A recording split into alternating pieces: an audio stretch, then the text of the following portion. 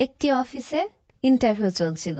বস সামনের টেবিলে বসা মহিলার সিভি দেখে জিজ্ঞাসা করলেন, এই চাকরির জন্য আপনি কত বেতন আশা করছেন? মহিলা আত্মবিশ্বাসের সঙ্গে বলেন, তো 90,000 টাকা। বস তার দিকে তাকিয়ে বললেন, আপনার কি কোনো খেলার প্রতি আগ্রহ আছে? মহিলা উত্তর দিলেন, জি হ্যাঁ, আমি দাবা খেলতে খুব ভালোবাসি। বস হাসি মুখে বললেন, দাবা তো খুব মজার খেলা। বলুন তো, দাবার কোন গুটিটি আপনার সবচেয়ে প্রিয়? মহিলা হাসি দিয়ে বললেন, অজির। বস বললেন, কেন? আমার তো মনে হয় ঘোড়ার চাল সবচেয়ে অনন্য। মহিলা গম্ভীরভাবে বললেন, হ্যাঁ, ঘোড়ার চাল আকর্ষণীয়, কিন্তু অজিরের মধ্যে সব গুণ রয়েছে। সে তীর্যক চলতে পারে, সরাসরি এগোতে পারে এবং প্রয়োজনে রাজার ঢাল হয়ে যায়।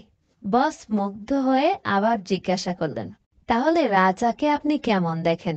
মহিলা বললেন, দাবার খেলায় আমি রাজাকে সবচেয়ে দুর্বল মনে করি। সে নিজেকে রক্ষা করার জন্য মাত্র একটি পদক্ষেপ নিতে পারে, যখন অজির তার চারপাশে সব দিক থেকে রক্ষা করে।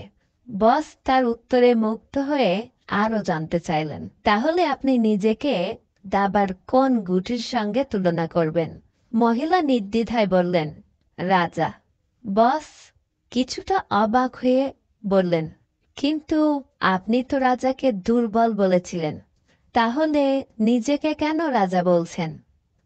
মহিলা হালকা হাসি দিয়ে বললেন, কারণ আমি একজন রাজা, আর আমার অজির ছিলেন আমার স্বামী। তিনি আমাকে সব সময় রক্ষা করতেন, কিন্তু এখন তিনি আর আমাদের মাঝে নেই। বস স্তব্ধ হয়ে গেলেন। তিনি ধীরে ধীরে জিজ্ঞাসা করলেন, তাহলে আপনি এই চাকরি কেন করতে চান?